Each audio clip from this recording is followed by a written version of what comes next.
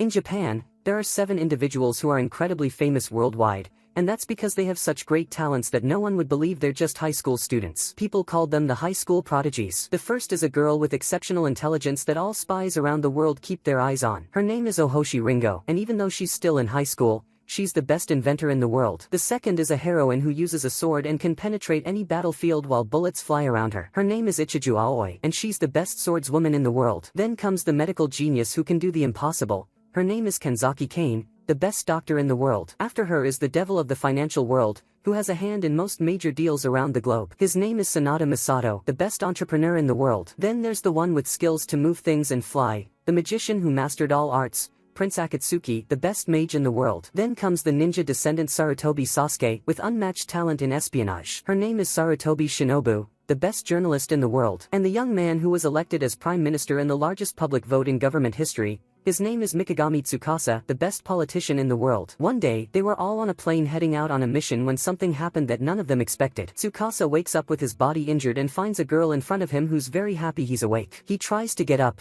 but she stops him because his injuries are too serious. He remembers the alarm and the crash of the plane. He asks the girl, "Where are the other 6 who were with me?" She reassures him that they're fine and tells him to look around. He sees them all unconscious and feels relieved. The girl is surprised by how concerned he is. He tells her it's the duty of a public official to worry about his people. He then thanks her for saving him and his friends and introduces himself. She replies, "I'm Lurel, and of course I couldn't leave the wounded. Among us mountain people, it's our tradition to help others." Then she brings him food, but he can't eat. Another girl enters, named Winona, having heard one of the injured woke up. She introduces herself, and so does Tsukasa. He's surprised by her tale and asks if it's real. She says yes and asks if he's never seen a Bayuma before. She says they're everywhere here in Freyagard. Lurel adds, "By the way, you 7 were wearing strange clothes. Are you from another country?" Tsukasa says, "Yes, we're from Japan." They're shocked because they don't know it. So he asks, "How come you're both speaking Japanese then?" Winona is stunned and replies, "What are you saying? The 3 of us have been speaking the Tan language the whole time." He focuses on their expressions and speech and confirms they're not lying. Then he asks them to take him to the place they found them. They take him there, and Lurel tells him,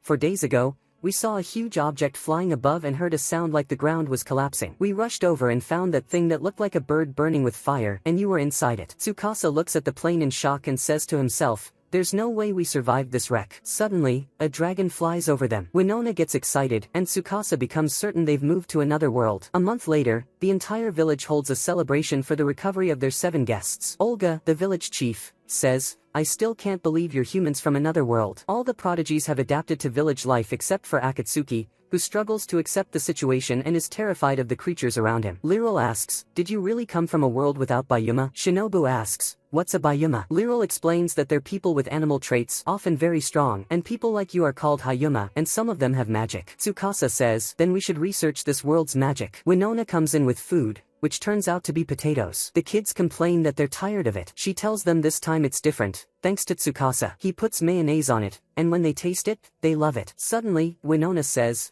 "I remembered something. After hearing your situation, I remembered a tale about 7 heroes who came from another world." The 7 focus, and Tsukasa asks her to tell them the details. She says, "Long ago, 7 heroes from another world appeared and saved a land under the control of an evil dragon, but it's just a legend." Suddenly, her son Elk gets angry and says, "That's nonsense. You really believe they're from another world? You even threw a big feast for them. Think about how I feel as the village treasurer. There's 7 useless people." Winona yells at him, "Enough. No one in Elmu village talks like that." He tells the heroes, "Since you've recovered, leave our village," and runs off. After that, Tsukasa calls for a meeting with the 7 prodigies and tells them, "We need to handle this strange situation. There are 3 issues we need to tackle first. First, we need to gather information about this world, like, what is the nature of the Freyagard Empire? What are its laws and its magic? Second, we must search for a way to return to our world." Akatsuki says, "Our only lead is the legend about the 7 heroes." Tsukasa looks at Shinobu and says, "I'm sure we can investigate that while gathering intel about this world." Third, and this is the most critical issue,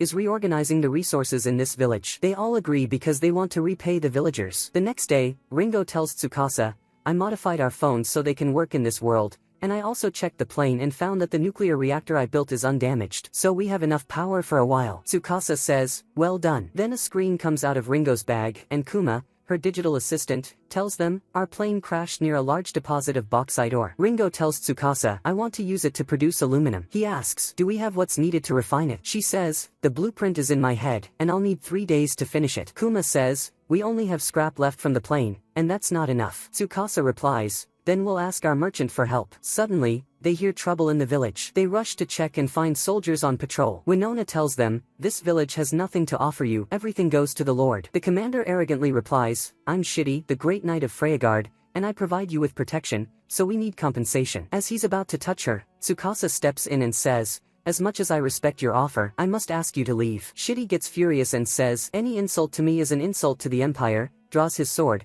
and orders his soldiers to attack. But Shinobu and Aoi already took care of them. Shitty charges at Tsukasa, but Tsukasa swiftly dodges his strikes and flips him onto the ground. Then he takes his sword and tells him, you're just a parasite draining the system, if your life means anything to you, leave now. Shitty and his men flee quickly. Winona is amazed by their strength. Misato asks Tsukasa, are you sure about what you did? They may be criminals, but they're still soldiers. If the feudal lord hears about this, it'll be a problem. Tsukasa says, don't worry, I solved it. At the same time, while the soldiers are leaving and the commander is furious, saying, I'll report to the Lord, and they'll suffer a horrible death, Akatsuki appears before them. They're shocked that he's flying since only imperial mages can do that. Akatsuki tells them, I owe this village, and to repay that debt, I'll kill you all now. Then he performs a trick where he removes his own head and holds it in his hand. Shitty falls to the ground and begs for forgiveness, saying, we won't say a thing to the Lord. Akatsuki's head appears behind him and says, in that case, I'll forgive you, just this once. At sunset, they all gather again and agree on their next moves to carry out their goals. The next day, Misato goes with Elk to the trading company they deal with, called Nukaland, and he tries to negotiate product selling prices with them, but they hit a dead end because the prices aren't suitable, and the shop owner speaks with extreme arrogance as if there's no one else around. He tells Misato, if you don't like my prices, go somewhere else. So Misato says fine and leaves, which surprises Elk, who tries to stop him. The merchant arrogantly tells Elk before they leave, if you find another buyer here in Dormond, let me know, because we need to report anyone doing business here without our licenses. After they leave the place, Elk is angry with Misato, so Misato responds, I can never deal with him. I enjoy blackmailing people, yes, but I hate being blackmailed. Elk says, what nonsense are you saying? Misato replies, a deal is just a means to achieve your goal. So any deal that doesn't do that, we toss it away. This company's prices won't get us anything. Elk thinks about it and says, you're right. At these prices we can't even survive the winter, but we have no other options. Misato tells him from experience, a life spent tolerating people and allowing yourself to be used is a worthless life. You can't give up after they look down on you. Elk is surprised that he's angry for their sake. Misato tells him, we owe you our lives, so let me handle this business and I'll earn you a fortune and shock everyone, and I'll destroy that worthless company within a week. Meanwhile, a young girl is eavesdropping on them. At the same time, Akatsuki is showing off his skills to the children, who are delighted with him. Kane is teaching the village girls to sew, and Aoi is chopping wood with the carpenters. Ringo is working on the bauxite purification device. Tsukasa helps Lurel with food and tells her, we've all decided to help the village as thanks for saving our lives. But Lurel is worried their supplies will run out soon. Tsukasa reassures her, our merchant and Shinobu went with Elk, and surely by the time winter comes, we'll have all the necessary supplies. Lurel says, I hope Elk gets along with them. Winona comes in and explains that his behavior with them is because he's our treasurer and wants to ensure the village has enough food. Also because of Yaki, the owner of Nukaland, who monopolizes trade and takes our simple work at low prices. Tsukasa reassures them, as long as Misato's involved, things will improve. He's a genius in capitalism, and I'm sure by now he's establishing his own trading company or something like that. At sunset, Elk is holding the license for Elmu Trading Company, officially stamped by Dormand's mayor Walter Vaughn. His hand is shaking and he can't believe it. Misato says, I thought it'd be hard to get into the mayor's house and leave with this. Elk asks in disbelief, how did you do it? Nin appears and says,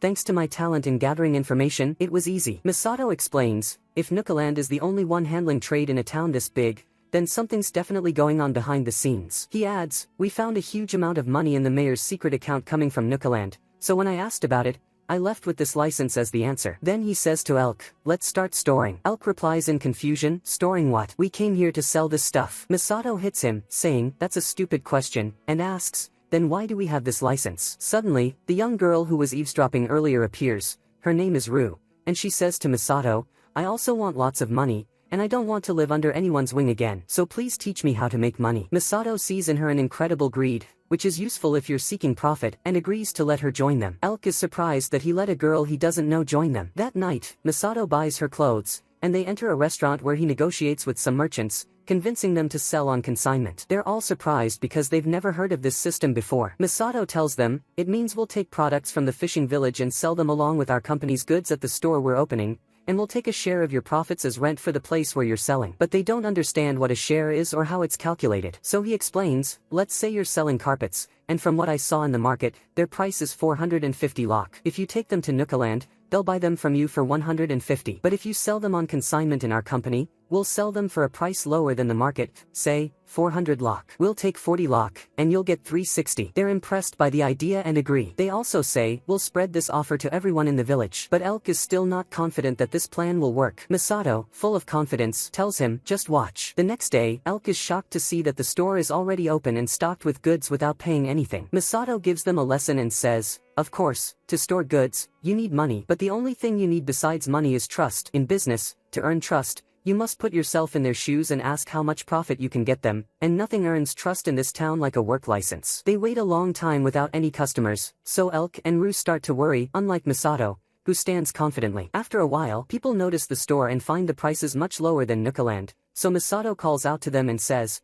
we have the best quality for the lowest price, and everyone responds and gathers around the store. At sunset, Shinobu contacts Masato and gives him the information she collected on Yaki, the owner of Nukaland. Then Masato tells her, we made great profits today, so we'll send a wagon full of supplies to the village, and we also want to get Ringo what she needs for her project. She replies, get ready and call me, I'll deliver everything fast. The next day, the villagers are very happy with the supplies they received and the products they haven't seen in a long time, like sugar and fruits. At the same time, Shinobu gives Tsukasa a report about what's happening, and he says he has full confidence in Masato. On the other side, Yaki tells the mayor arrogantly, you don't need to tell me about a small trading company like that, then says to himself, I don't need to interfere, they'll never succeed. The next day, the store becomes even more crowded, and Masato adds new products like mayonnaise, which amazes the villagers and sells out quickly. After a while, a mysterious man named Klaus appears. He's the leader of the trading fleet known as the Sea Serpent. He asks Masato to try the mayonnaise. Masato gladly agrees and says, I've been waiting for you. At sunset, they sit together and Klaus explains about the Sea Serpent fleet that trades outside of Freyagard. He says, I heard about a new trading company in Dormant,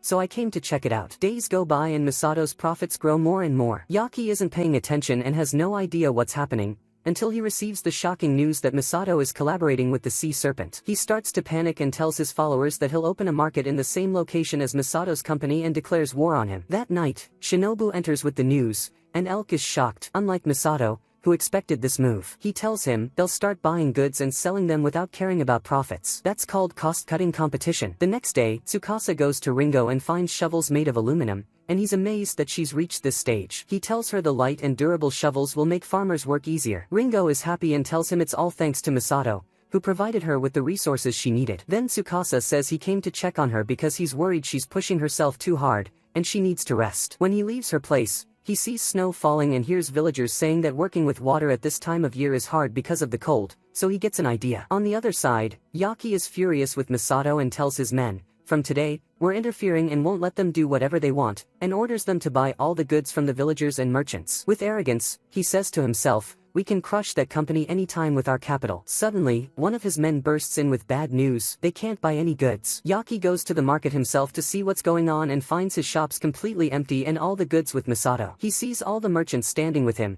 so Masato tells him, these are the traveling merchants you laid off after monopolizing trade at the port and cutting off all land routes. You also forced the villagers to give you their goods and made them bear all the costs. So since you abandoned them, we took them under our company's wing, and our company signed an exclusive 3-year contract with them, which means we bought all their goods. Yaki panics and tries to win them over by accusing Masato of misleading them. He says, my company will buy your goods for much higher prices than his cheap company. But the merchants respond, Elmu company already told us you used to buy our goods for a higher price, and we signed with them knowing that. Yaki is shocked again and asks them why. They reply, because we don't want to sell to you, we risk our lives for this merchandise, and we're not risking it for someone who kicked us out over petty financial reasons. You might say now you'll pay more, but once your war with Elmu ends, you'll go back to buying cheap. Yaki drops to his knees and begs them, saying he regrets what he did, but they've already lost trust in him. Masato begins lecturing him, what's more important than money is earning trust. As long as you have trust, you can earn money again. He tells him, I can't believe you destroyed the trust you built with the merchants and villagers over a bit of extra money. Keep in mind, There's no future for work that has lost trust. And so, Masato has truly destroyed Nukaland in just 1 week. But strangely, he decides to give Yaki another chance. He tells him, it would be too much to destroy your company completely, whether Elmu or Nukaland, one company shouldn't monopolize the market, so why don't we end the conflict between us and discuss the future of trade and the economy? Then his expression changes and he says, but be ready to reap what you sowed by exploiting us. At sunset, Elk asks Masato in confusion, why didn't you destroy Nukaland like you said? Masato replies, because destroying them would be a waste. We can't just abandon that large number of traveling merchants with us. From the start, I intended to return them to Nukaland after breaking Yaki's spirit. Elk asks in shock, what about the contracts you made with them? Masato replies, they're fake contracts. Elk is surprised, especially after all the talk about trust, so Masato tells him, in the world I came from, I'm a merchant known as the devil of capitalism. Suddenly, 3 angry people appear and say to Masato and Elk, what are you doing with someone else's property? Masato is surprised and sees Rue clinging to him and crying. One of the angry men says, the girl with you is our slave, and yanks her away forcefully, saying no one can object. Masato asks Rue, do you want me to save you? She remembers her parents, bites the slaver's hand, and says to Masato, one day I'll be a merchant and make lots of money and buy back my mother and father, and I promise all the money left over will go to you. Masato throws a bag of money in the slaver's face and says, I'll buy her for 100 times her price. They take the money and flee. Then Masato tells Rue, the courage and willpower you showed are worth way more than the money I used to buy you. Rue cries and hugs him, and he says, we'll prove to them they were fools to let you go. Back to Tsukasa, Shinobu informs him of everything that happened. Then she tells him the information she gathered about magic in this world. She says there are 4 spirit types, fire, water, wind, and earth, and communicating with them performs miracles. People who can use magic are rare here in Findolf, and the only one here who can use it is the magic officer living in the Lord's castle. Tsukasa asks, did you find anything about magic that allows world travel or summoning someone from another world? She says not yet, because magic itself is very rare. Then she says, there's one more thing. I think luck is not on our side regarding the 7 heroes idea. There's a belief here called the 7 lights, but it was destroyed centuries ago by the Freyagard Empire, because their politics are all about survival of the strongest. Tsukasa says, that's our only lead to return to our world, so we'll have to search the entire continent. She says, yes, but there's a problem. People need a travel permit from the Marquis of Findolf to leave here. Aoi interrupts and says, everything is ready. Tsukasa tells Shinobu, I've set up a few public facilities, and we see he built hot springs to deal with the cold. Suddenly, they find out a huge beast is attacking villagers in the forest. They rush over, and at the same time, Masato arrives at the village. On the other side, a massive bear is surrounding 3 villagers, so Aoi jumps on it and knocks it down from a great height, then lands after it. Tsukasa tells the villagers, don't worry about her, the important thing is, are you all okay? They tell him the village chief is injured. When Winona sees him, she's shocked because it's her father. Tsukasa tells Kane, it's your turn. Meanwhile, Aoi is still fighting the beast, but it's very strong. Kane tells them his injuries are severe, from the 5th to the 10th rib are broken, and he has tears in the stomach and colon, and had a cardiac arrest about 3 minutes ago. On the other side,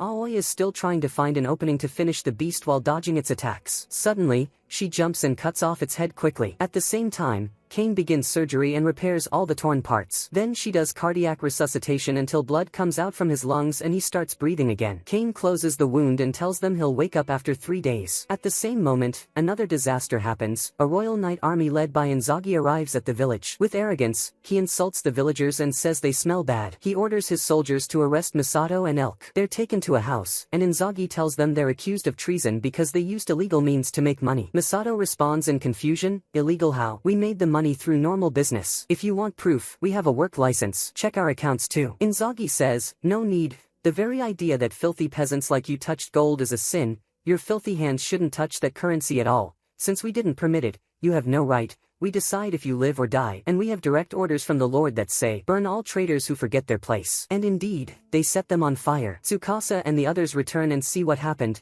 and Winona is terrified. But Tsukasa reassures her, we have the best man to escape from locked coffins that never open, Akatsuki. In a second, he gets everyone out of the burning house. Masato explains what happened to Tsukasa, but they are surprised when they can't find Lurel. Elk tells the villagers angrily, we have to go to the Lord's castle and save her now. But Tsukasa stops them and says, don't be reckless, we're dealing with the ruler of Findolf. What you want to do is basically challenge an entire nation. Even if we succeed in rescuing Lurel, they'll send their army here and slaughter us all. Elk asks him in confusion, so what do you want us to do? Tsukasa replies, I'll go negotiate with him, and since Lurel is the only thing he wants, we'll have to sacrifice her to remove the trees in charge from the rest. Elk gets angry, and Tsukasa responds angrily too. This is the best way to end things smoothly, and I'm sure this is what Lurel would want. Winona steps in and says, "You're right that this may be Lurel's wish, but even if sacrificing her brings peace to the village, we'll lose ourselves. We'll become nothing but beasts of the earth under the noble's command. No matter how dangerous it is for us, helping one another is what makes us human, and that's why we'll go save her." She grabs the hand he had squeezed so hard to control his emotions that it bled and asks him, "Isn't this the one Lurel treated today?" Elk is shocked to realize he wanted to save her from the beginning. Winona asks him, "Will you help us rescue her?" Tsukasa tells her firmly, "As soon as war begins,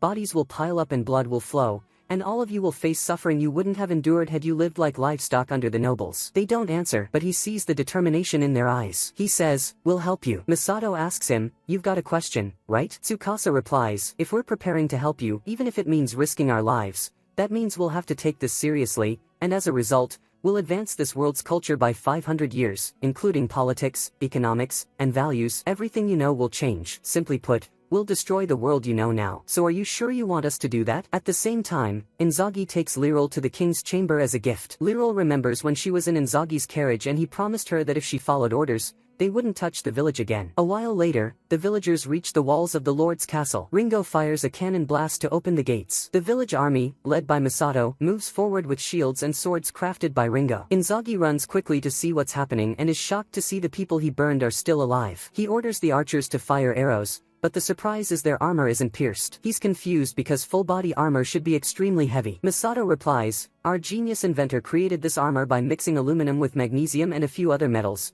to end up with an alloy that has extremely low cost and unmatched strength despite its light weight. It's called duralumin, and in your world, this counts as cheating." Suddenly, Inzagi sees his soldiers being struck by arrows. He looks for the source, but it's too far away. Elk is standing on a distant tree with binoculars made by Ringo. Inzagi gets mad and tells his troops, "We outnumber them, so attack all at once." Aoi steps in and takes them down, as does Winona, who was once the best hunter in Elmu village. At the same time, Shinobu leads Tsukasa through the castle because she had anticipated something like this and collected information about all the secret paths in the castle. Suddenly, she stops Tsukasa to protect him from a powerful attack, and the Imperial Magic Officer, Gale Stafford, appears. Meanwhile, Akatsuki arrives at the battlefield but panics when he sees the blood. He pulls himself together and throws colored smoke bombs at them, saying, "What do you think of my poison bombs?" The soldiers get scared and flee. Inzagi wonders why the magic officer hasn't come out yet to deal with what's happening, so he assumes someone broke into the castle and rushes inside. At the same time, Gale can't believe Shinobu is dodging all his hidden attacks. She tells him, "Not seeing them isn't a problem because your attacks are an extension of the lines you draw with your wand." He's shocked she figured that out so easily. She quickly closes the gap and stuns him with electricity, making him pass out. Then Inzagi and his men appear. Shinobu tells Tsukasa, "Go ahead, I'll stall them." Tsukasa enters the lord's chamber and finds Lurel tied up. As he approaches her, he's suddenly shot in the chest by the lord,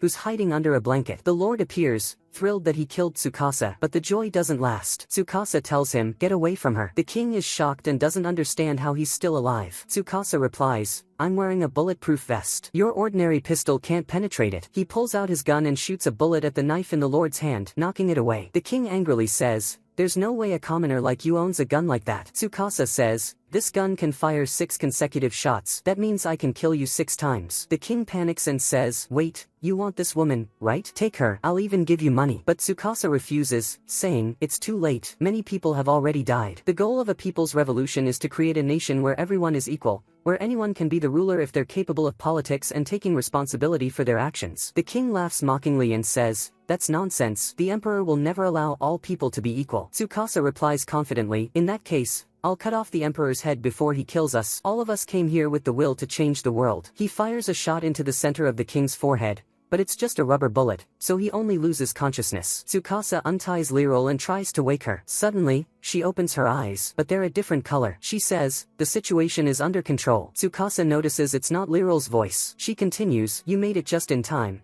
and there's not much time left. This world is being consumed by a giant evil dragon." Tsukasa asks, Who exactly are you? She replies, please save the world, my 7 heroes. Tsukasa asks in confusion, you're the one who summoned us here. But then she closes her eyes, and Lurel wakes up, shocked to see Tsukasa and the Lord unconscious. Tsukasa explains everything to her. She feels both happy and sad that they did all this for her. He tells her, what matters most now is that you're okay. The next day marks the beginning of changing the world. The first step is choosing a new leader who is trustworthy and loved by the people. Tsukasa chooses Akatsuki for this mission. Akatsuki puts on a show with his magic, making a building disappear and reappear, and the people are amazed and convinced he can be their ruler. Masato shows up with the mayonnaise everyone in this world loves and hands it out as a gift, so the people welcome him and follow Akatsuki. Every day, they visit a different area to convince people of Akatsuki and show off his power. Tsukasa explains to Masato that people won't follow them if they suddenly declare a nation, and that's why they're putting on the magic show. If they present themselves as rulers and saviors, they'll be able to transfer government authority to the people of this world when they return to their own, and they'll call their group the Seven Lights. At the same time, Elk and Shinobu form a team and head out to gather information about Marquis Buchwald. Elsewhere, people are now waiting for Akatsuki's carriage and shouting the name of the Seven Lights. At night, Mayor Hyzerad stands very nervous, thinking of fleeing the village with his family as fast as possible. His maid enters, and before he can tell her he's leaving tomorrow, he's shocked to see Tsukasa, who introduces himself. He tells him, I felt you got the wrong idea about us. We didn't come here to oppress the nobles or spread chaos in the city. On the contrary, we want to cooperate with you and the nobles. In fact, there's something we need that only you can do, and of course, we'll offer fair compensation. Or do you want to run to an unknown land, use up the little belongings you take with you, and live in fear of us and the empire? The mayor asks nervously, what exactly do you want me to do? Tsukasa says, I want you to remain the mayor of Dormand and show loyalty to us, the Seven Lights. The next day, the mayor appears in the Seven Lights carriage and announces that this city is now under their rule. At night, the 7 heroes hold a meeting, and Akatsuki asks, what will we do now after taking over Dormand City? Tsukasa tells him, I'll focus on local affairs here and reinforce our organization. As for the rest of you, you can return to Elmia village and rest. Kane says, I have a request. Our medical supply stock is running low, so I want a facility to produce antibiotics. He replies, I'll provide labor and capital. He asks her, but are you sure you don't need a break? She tells him, yes, compared to the battlefield, things have been calm here. Then he asks Aoi to stay with him during the break and protect him at all times. He tells Ringo, our electrical power is running low, so I need a new power generation station. Our merchant will provide what you need. Then Masato asks, what about the soldiers from Findolfa's castle and Dormand's guards? What will you do with them? Tsukasa replies, I'm thinking of merging them into the Seven Lights Knight system. Masato says, that means you'll need a commander. Tsukasa replies, don't worry, I have an idea. That night, Tsukasa visits the Knight Commander Zeiss de Barnard, known as the Silver Knight, in a cafe and says, may I speak with you? When they sit down, he tells him, I did some checking on you. You showed great courage in your battles, and your fellow soldiers trust you. You're a wise and reliable man. Barnard says, thank you, and asks, what do you want from me? Tsukasa asks about the Knight system. Barnard replies, sorry, I've already left the guard, because you came here. Tsukasa asks, what do you mean? He replies, you all look relaxed after taking over the city with mayonnaise and your power, but the emperor will surely come to attack you, and this place will turn into a battlefield, and there's something else I need to do, and if I can't do it, then there's no point in being a knight, so find someone else. He leaves, but Tsukasa doesn't give up. He goes to his house the next day and says, I didn't get the chance to discuss the main issue. We want you to be the knight commander. But Barnard still insists he doesn't want to be a knight. Tsukasa insists back and says, we need a man like you. Barnard's young daughter Eri enters, and he tells Tsukasa, this is my precious treasure, the one my wife left me before she died of the plague. I served as a knight so I could live with Eri, and nothing is more valuable to me than my daughter. I'm willing to do anything to be with her, and I can't choose a path that might lead to sacrificing my family, so I don't think someone like me is suitable to lead a nation's military. Tsukasa tells him, I welcome and greatly appreciate that you continue to prioritize your daughter above all else. We're not looking for loyalty, we're looking for friends to fight alongside us. We're not like the rulers you've known before. Our goal is to build a democratic nation where everyone can live freely. We're going to destroy this world, and to do that, we need people like you. A true people's revolution can't happen if the people themselves lack the will to change the world. He asks him, what is a knight? What is a sword? Isn't a knight someone who fights to protect those he cares about? Isn't a sword a tool he uses to protect the people dear to him? He tells him, if you want to stay with the ones you love, then we want you to willingly choose to become a knight and prove to the world that the future belongs to every individual living on this earth. Barnard replies, I think it's better for us to fight to take control of our future when the empire comes to attack, and agrees to take on the responsibility. That night, Shinobu is in a cafe with a soldier and tries to extract information from him. He tells her that Findolf City was attacked by a rebel army. She asks, could they come here? He replies, don't worry, you'll be fine. Besides, we're not the only ones, we're Buchwald soldiers. We have the Marquis Arclide's large army and the main knight unit, but the foolish duke demanded we move immediately. She asks, you mean Governor Gustav? He replies, yes, he's an incredible man, his combat skills are amazing, as is his magic. In his last battle with the Yamato Empire, he stood on the front lines alone and launched fire. It was the first time in history a knight earned the title of duke, and now he's trying to destroy everyone who opposes the emperor's will. Then she returns to Elk and asks him, did you find out anything? He says, no, all they talk about is how they'll attack Findolf once winter ends. She says, I also heard about Gustav, and although people say how incredible he is, there's no clear information about his true strength, so they decide to go meet him in person. At the same time, Inzaghi is on his knees before Gustav, begging him to help him return to Findolf. Gustav asks him in surprise, you're a proud imperial knight, and yet you cling to life so shamefully. Then suddenly, he cuts off his head. The next day, Tsukasa sets a new plan to reform the tax system. After that, he attends a city council meeting and tells them, we will abandon the class system and implement a new set of laws. They get angry, but no one can object. That night, Mayor Heiserold hands some papers to Tsukasa, and before he leaves, he asks, when do you sleep? Everyone says you never sleep, and considering your work style, it's easy to believe them. Tsukasa replies, I'm giving you nobles, now government officials, hard work, so I can't ask that of you and go sleep myself, but don't worry, I rest too. Just after finishing the work. The next day, Olga wakes up and thanks Kane for saving his life. Winona tells him what happened while he was unconscious. Suddenly, Rue walks in, extremely exhausted, and collapses. Kane gives her food and drink, and she recovers. Kane asks, why didn't you eat or drink all this time? Rue answers, Misato made me memorize the multiplication table because it's one of the basics in business. Kane tries to encourage her to keep studying. Meanwhile, Tsukasa is with Misato and Ringo, and they look at the power station Ringo built. He tells her, well done, we also secured a large amount of coal. She says, I'm storing the generated power in large capacity batteries. Tsukasa thanks her, and she says, I'm going to start the next project. Misato asks, what next project? Tsukasa says, we'll produce mechanical tools like a lathe and a milling machine for battles. I'm thinking of equipping part of our units with firearms. Misato asks, why not build a factory for automatic manufacturing? Tsukasa replies, because I want the people of this world to craft weapons and gunpowder with their own hands. It's their battle. If we give them freedom on a silver platter, it'll be meaningless. Besides, we need Ringo to build an aerial defense system as soon as possible. Misato asks in surprise, you expect missiles to fly over us in this world? Tsukasa says, no, this world has its own aerial system involving magic and dragons. Not to mention, I received a strange report from Shinobu. She said they have a magic spell called Sky Flame that can wipe out an entire city, and the only one who can use it is the governor of the northern lands, Gustav, who used it in his last war and filled the enemy cities with a sea of fire. Lurel appears and asks Tsukasa to have lunch with her to thank him for saving her. He tells her, I appreciate your offer, but I'll settle for a simple thank you for now, because I have an important meeting, and he walks away. Lurel asks Misato, does Tsukasa hate me? Misato replies, not at all, he's just busy. She says, I feel like he's avoiding me. I think he's upset with me because the war started because of me. Misato says, impossible, he just struggles to face you because he feels guilty. That's because when the whole village wanted to save you, he was the only one who suggested giving you up. But please don't misunderstand. He didn't say that because he didn't want to save you. He said it to save the rest of the village. He always prioritizes the happiness of the majority, even if it means sacrificing those dear to him, and that's something I'll never understand. Just give him some time, he'll be fine. She says, I understand. That night, Tsukasa notices he's pushed himself so hard that his vision is starting to blur. He hears a knock at the door, and it's Lurel. He says, sorry, but I have a lot tomorrow, so I want to sleep early. She replies angrily, if you're going to sleep, that means you're done working, and opens the door and enters. She says, let me return the favor, please. He's surprised and asks, what favor? She replies, I'm willing to do anything. He says, there's no need. I tried to give you up. But she doesn't care and says,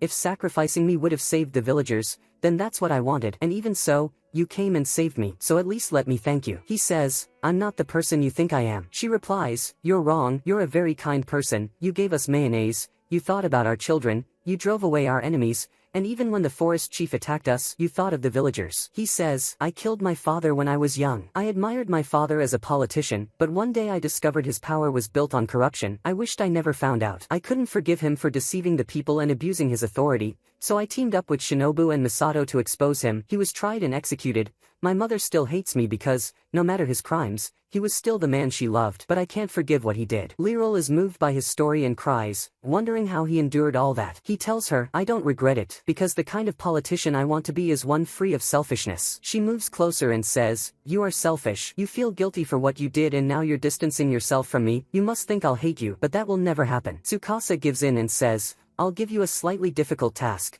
and lets her rest his head on her lap. He thanks her for crying for him, it brought him peace. But the surprise is that Ringo sees them through the door while he's lying on her lap, and she gets upset and walks away. On the other side, Elk and Shinobu are sitting with a woman named Emerata and her daughter Melinda, who offered to host them since they came from afar. Shinobu is surprised that the streets and buildings in this area are so clean and beautiful, and the villagers are extremely kind. Emerata tells her, "We live in prosperity and happiness here in Kokonono village thanks to our ruler Gustav and the Emperor of Freyagard, and we always talk to each other about how much we love sharing this happiness with as many people as possible." Elk is shocked by how different the world is just by moving to another region. After that, they go to their rooms to sleep. Strangely, before Melinda leaves the room, she tells Elk, "You have to leave here quickly," as if she's warning him about something. But he almost doesn't hear her, and her mother calls her back quickly before she can say more. After they leave, Shinobu says to Elk, "I feel like something's off. Didn't you notice how since we arrived, they've been encouraging us to eat and drink, but they haven't touched any food themselves. Even though they're clearly starving, they've hidden it with makeup or something like that. But their skin is rough and dry, and their yellowish eyes show common signs of malnutrition." She then tells him to follow her and takes him to a secret underground hideout and says,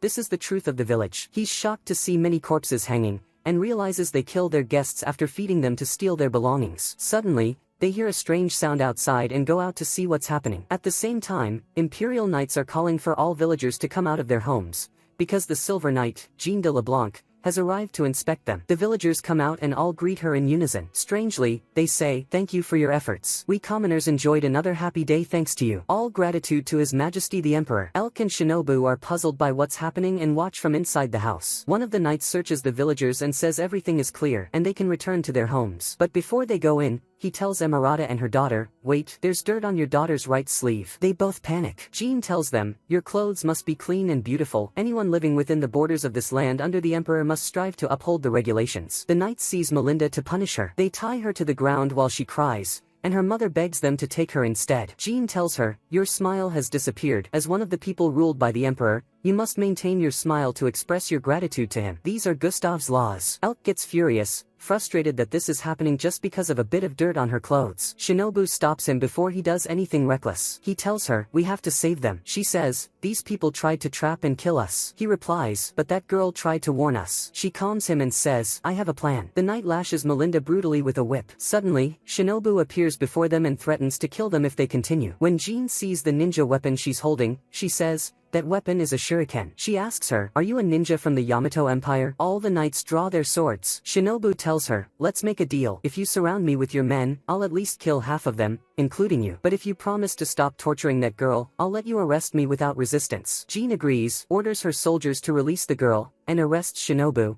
and she keeps her word. It turns out she told Elk, "I'll let them arrest me so they take me to the enemy's base. You informed Tsukasa that I allowed myself to be captured." In the end, they don't take her to the Lord's castle directly but imprison her in a strange cell. She says to herself, "I could escape now easily, kidnap the owner of this castle and force Gustav to confess everything, but I need to gather information." Jean enters to torture her and orders the guard to leave them alone, because she's a woman like her and wouldn't want a man to see a woman being tortured. Shinobu says, "You underestimate the shinobi too much." Meanwhile, Emerata treats her daughter, then kneels before Elk and thanks him for saving her. He says, "I saw your cellar and learned you were planning to kill us." Emerata is shocked and tells him, "Please forgive us," but he angrily refuses and asks, "Why are you doing this?" She says with sorrow, "We have no other choice. If we don't do this, we won't survive." This village was originally a small farming village, but as soon as Gustav ruled us, he issued a beautification decree and we had to work tirelessly to ensure our appearance and streets look nice. And of course, all the expenses for that had to come from our own pockets, which led to the village going bankrupt. And since we couldn't let our clothes get dirty, we couldn't work in farming anymore. We spent our days fighting hunger. But when we ran out of everything, we started doing this, and we comforted ourselves with the thought that as long as we had our dear family and some food,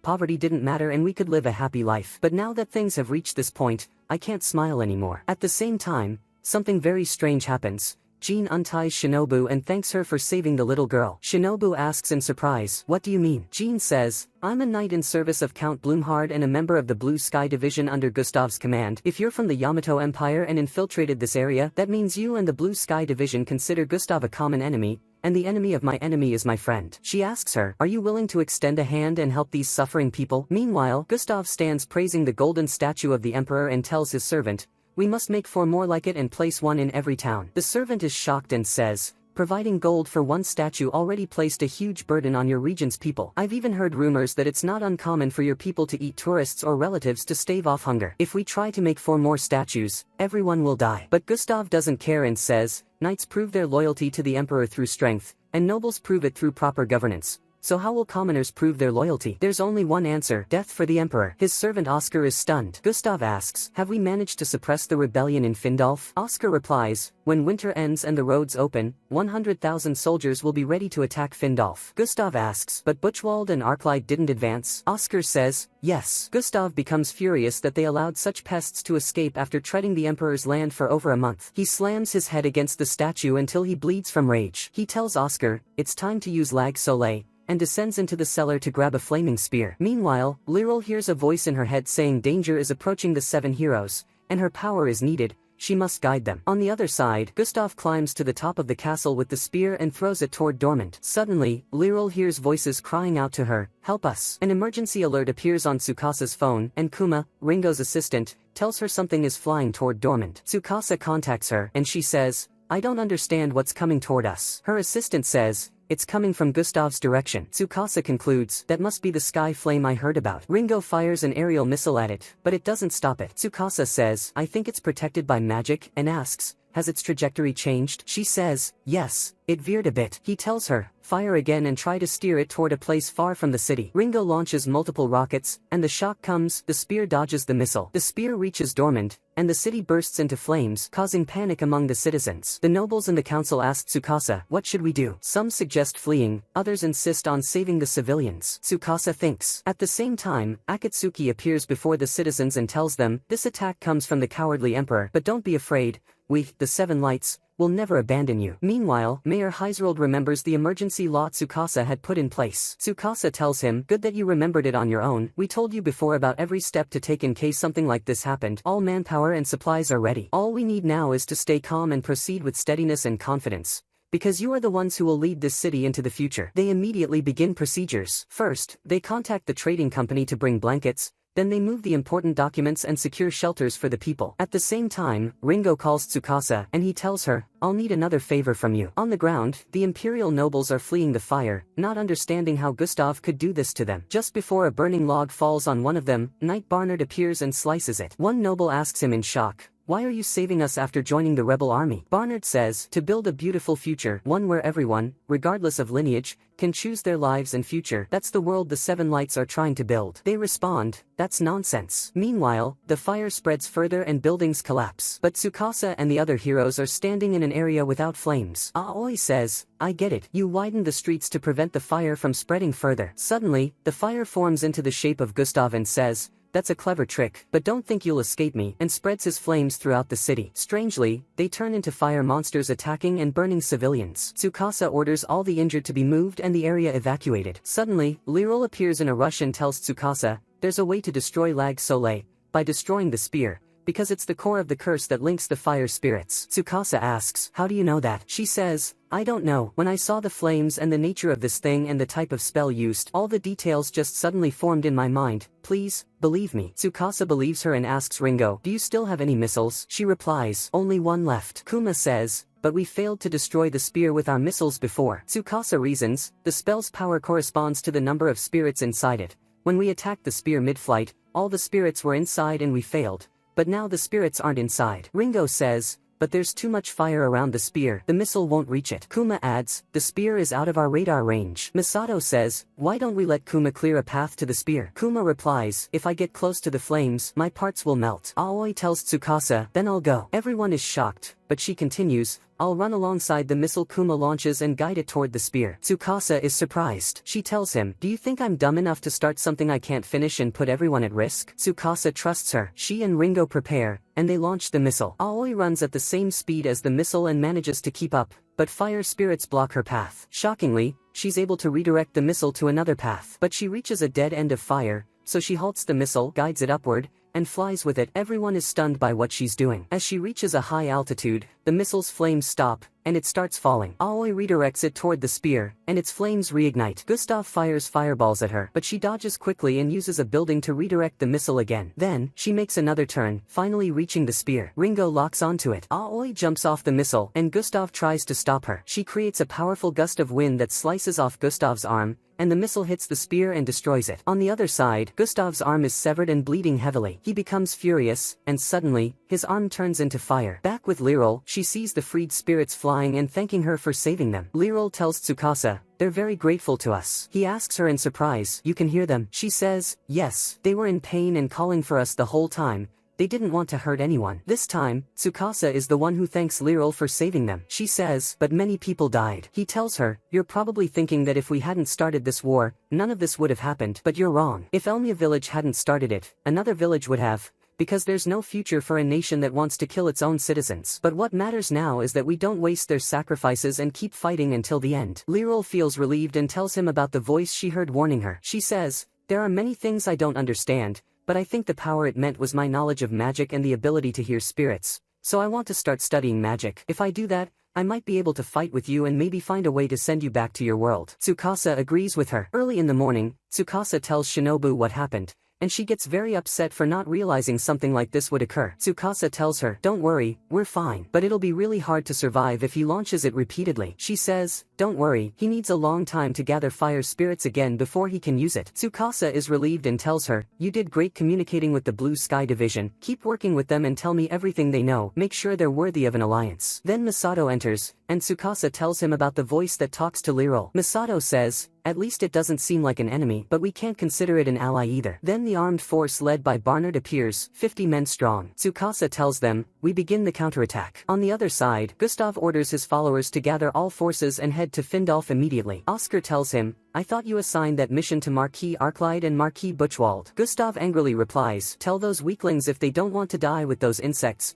then cross the mountains now and crush them." A little later, the news reaches Shinobu and Jean. Jean says, "This is a perfect chance to strike." At dawn, Arclide's soldiers move out, unhappy with the situation and protesting that Gustav ordered them to mobilize in winter. Marquis Arclide himself isn't pleased that Gustav loses patience so quickly and says to Butchwald, "He might be an unmatched warrior, but he's a terrible ruler. The emperor chose the wrong man for the position." Butchwald asks him, "Who are these 7 lights anyway?" Arclide says, "Surely some mysterious group, but let's hope our 3,000 troops will be enough to face them." They arrive at a castle, and Arclide says, "We'll rest here before crossing the mountain." Suddenly, Barnard's armed soldiers fire bullets at them. The Marquis is surprised and orders his men to retreat immediately. But Barnard doesn't stop and orders his troops to pursue them. One soldier tells Arclide, "The rear guard is being destroyed." Arclide commands him, "Tell all units I died in a surprise attack. We'll pretend to collapse and lure them into the open fields." Meanwhile, Gustav gathers his 10,000 troops before him. On the other side, Arclide reaches the open fields with his soldiers, with Barnard and his troops behind him. Suddenly, they encounter armored knights, and Arclide orders an attack. Barnard's soldiers shoot them,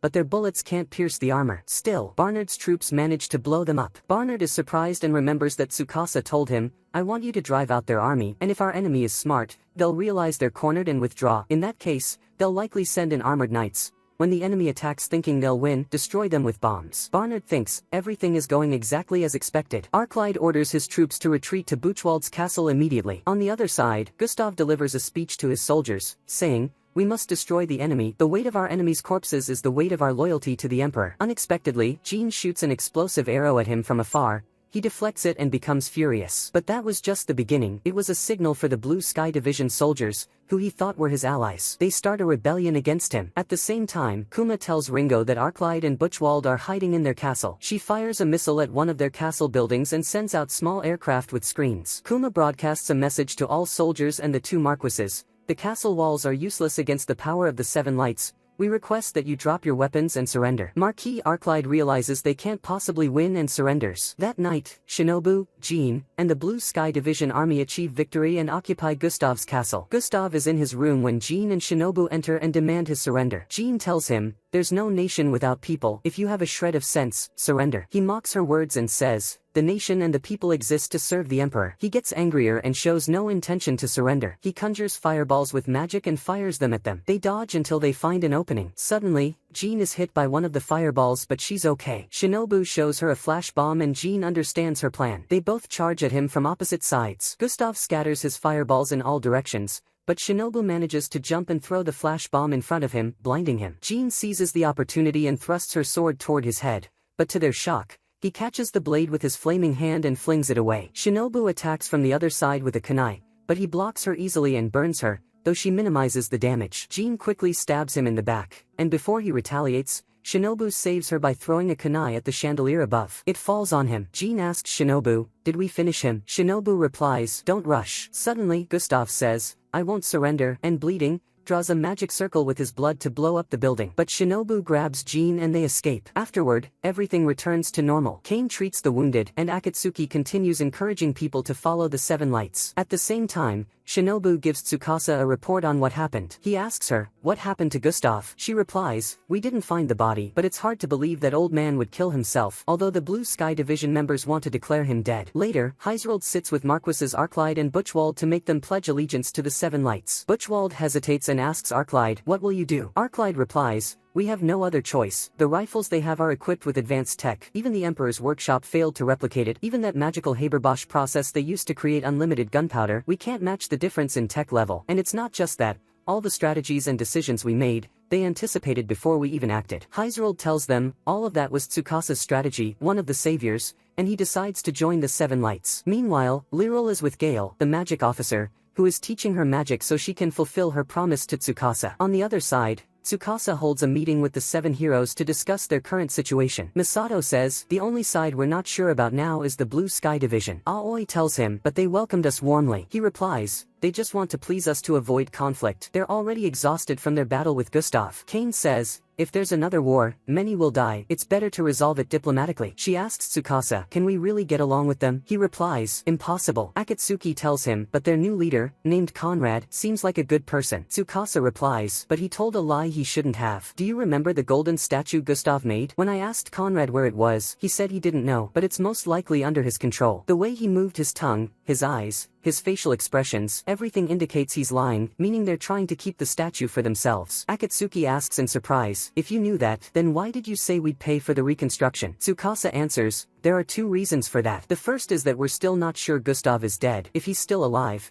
he'll definitely come back to reclaim the statue, and I don't want something that dangerous in our possession. The second reason is that even if we expose the injustice of the Blue Sky Division now, it won't hurt them." Misato deduces, "That's because the will of the people is with them at the moment." Tsukasa replies, "Exactly. So the first thing we have to do is win the people's will over to us. Then the situation will change, and exposing the Blue Sky Division's injustice will be more effective. Until we get to that point, we'll let them fill their pockets however they want. Above all else, money can be taken back by force, but people's trust can't. So now, I'll start giving you the instructions we'll follow." Kane interrupts him and says, "Before you give us any instructions, I'm ordering both you and Ringo to take a 5-day break. Based on my diagnosis, you both have weakened immune systems. If you keep pushing yourselves like this for 5 more days, both of you will develop severe tonsillitis, and after 7 days, Tsukasa will develop bronchitis. You need at least 10 full days of rest to recover completely." Tsukasa understands, and since it's coming from Kane herself, he decides to listen. He says to Ringo, "Since we're going to rest, what do you think about taking a walk around the city?" At sunset, Kuma gets super excited about the idea because he knows she's liked him for a long time, but she's nervous she might be boring and thinks about refusing. Kuma encourages her and says, "This is your chance. You have to take it, or do you want Lurel to steal him from you?" She remembers when he fell asleep on her lap and gathers her courage. She goes around to ask the other girls for advice because it's her first time going out with someone. She visits Aoi first, then goes to Kane. The next day,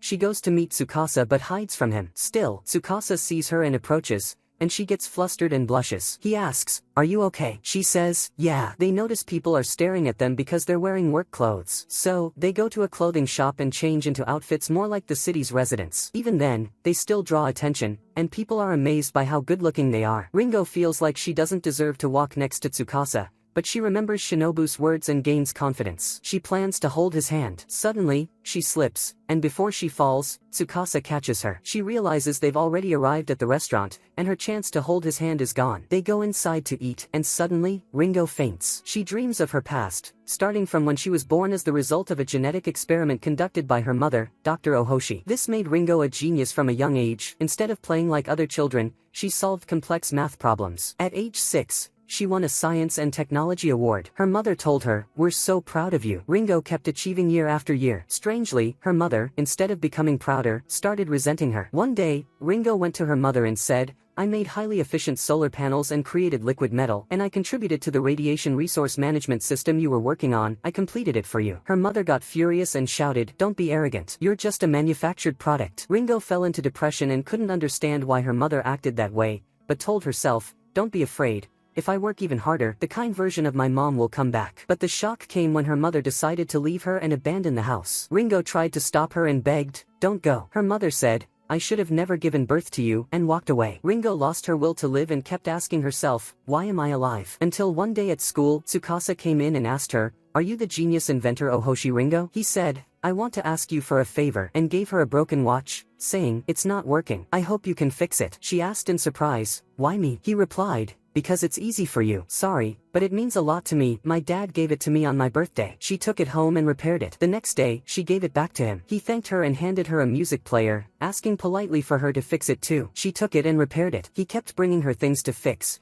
and she began to wonder why he was doing that. She asked herself, is there even a point in doing anything anymore? She looked at a picture of her and her mom. Still, she continued fixing his things because she liked that someone needed her. One day, he gave her a speaker, and it wasn't easy to fix. She stayed up researching and worked hard on it for days. When he brought her a camera to fix, she nervously told him, "Sorry, I can't fix anything else for you. I want to spend my time making things I want to create." He replied, "I see, that's good," and smiled. She was shocked and asked herself, why did he smile when I turned him down? On her way home, she saw him standing in front of the shop where he used to bring the things for repair. She heard the shop owner apologize to him for relying on him too much. She heard Tsukasa apologize, saying he wouldn't be able to help with repairs anymore. The man told him, "Still, she's a very talented girl." That's when she realized he did all of that for her. He wanted to bring her out of depression and make her start trying again. Back in the present, Ringo wakes up and realizes she'd fallen asleep and had been dreaming about the past. She panics when she finds herself sleeping on Tsukasa's lap and notices the sun is setting. She laughs because sleep overcame her,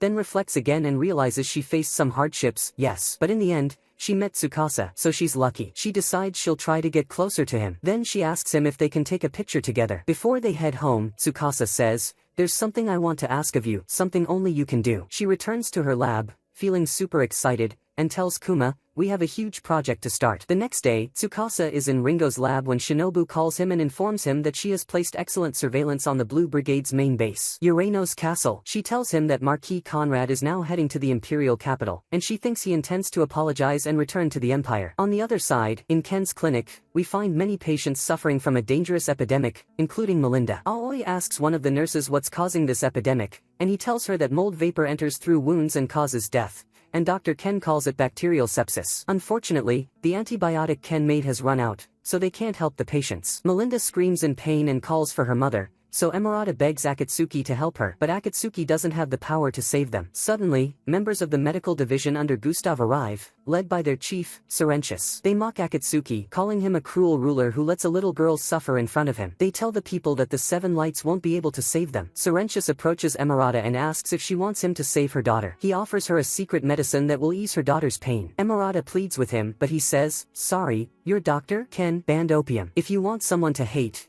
the Seven Lights who let the sick suffer." Before Aoi can respond, Akatsuki stops her and says, "Who said we won't save them? Our doctor is working on an effective cure that will heal all the patients." Ken enters and confirms Akatsuki's words. Cerentius says, "How? Your magic cure, the antibiotic, is finished." She replies, "You're right. We can't provide enough penicillin or what you call magic water, so I'll make the medicine from charcoal." Cerentius and his people laugh and mock her, then leave after betting she'll fail. Ken accepts the challenge. Ken gives Melinda a shot to ease her pain and tells Emerauda not to give up and to keep encouraging her. When they leave, Akatsuki apologizes to Ken for revealing they had a cure. He asks her if she can really make a medicine from charcoal. She tells him, of course. They go to an empty place where Ken prepares 3 large pots and a large amount of charcoal. Aoi asks why they don't have Ringo make it instead. Ken replies that Ringo is busy with a big project. Then Lurel arrives, and Ken says she'll help with the magic she's learned, because they discovered that magic in this world affects materials on an atomic level. So in this case, controlling chemical reactions or producing medicine is possible. Lurel gets excited about the idea. They start by distilling the charcoal and isolating coke and coal tar. Then they heat the coal tar until it vaporizes and collect the vapor in another container. It turns into benzene. Ken adds sulfuric acid to it, followed by ammonia water. By sunset, they've produced the required powder called sulfonamide. Ken enters the patient room and orders the nurses to distribute the medicine. After a while, the patients begin to recover. Emerauda thanks Ken, but Ken tells her, no, you're the one who saved her. The medicine stopped the disease's growth, but Melinda's immunity is what defeated the illness thanks to your support. They see one of Cerentius' followers spying on them from the door and running off to report that they managed to cure the disease. Cerentius doesn't believe she made a cure from just a rock and tells his followers that it was made thanks to their witch, so they should threaten the girl and have her replace the medicine with poison. Ken suddenly enters and says she expected them to think of that and throws scalpels and syringes at them. The next day, we find Cerentius has gone insane and is now completely obedient to Ken. Ken's assistant nurse is surprised that this is the same man who was threatening them yesterday. Meanwhile, Conrad visits General Nero and bows before him. Nero tells him not to worry, he won't punish the Blue Brigade, even if he once pledged loyalty to Gustav. There are limits. Hearing that people are starving and becoming weak is unacceptable. Eliminating the Blue Brigade is fine in the Empire's survival of the fittest policy, but the Seven Lights are not acceptable. He says he heard Conrad is cooperating with them, but he forgives him. Surely the Blue Brigade doesn't have the power to face the Seven Lights. He says they'll work on completing their forces and signals to his masked subordinate named Tanganyika, ordering him to show his power. Tanganyika lights a flame in his hand and forms a soul spear. Conrad is shocked and says it looks like Gustav's, but Nero tells him it's an original spell, and he's lending it to them, along with 10,000 troops as reinforcements. He adds, with this power on your side, you won't need to bow to the Seven Lights. Conrad replies, of course, we'll make sure to eliminate those fools who dared to challenge the Empire. Nero responds with a menacing face, only one man is fit to stand above everyone. Emperor Lindworm. Meanwhile, Tsukasa tells Ringo, well done, for completing the project he asked of her. She asks him, was it really a good idea to bring this thing to this world? He replies with a question, in your opinion, what does a person need to build a country? She says, I don't know. He tells her, nothing. Let's say some children built a secret base and declared it their country. In that moment, we witness the birth of a children's nation. But of course, the adults around them won't stand for it and will destroy their base, meaning it's very easy to build a country. The hard part is keeping it alive. That night, Jean stands, thinking about Count Bloomhard and remembers her promise to him, that the Blue Brigade he built was meant to reform the Empire and create a country where people live freely. Suddenly, a large armored knight named Reisenak enters. She asks him, shouldn't you be with Conrad at his meeting as his bodyguard? He replies, we got different orders. Suddenly, he signals the archers to shoot at her, but she dodges and doesn't understand what's happening. He tells her, I told you, I follow orders, and my order is to kill you. He orders the soldiers not to interfere because he wants to kill her himself. Jean attacks first, but his armor is strong and protects him. He swings his hammer at her, and she dodges quickly,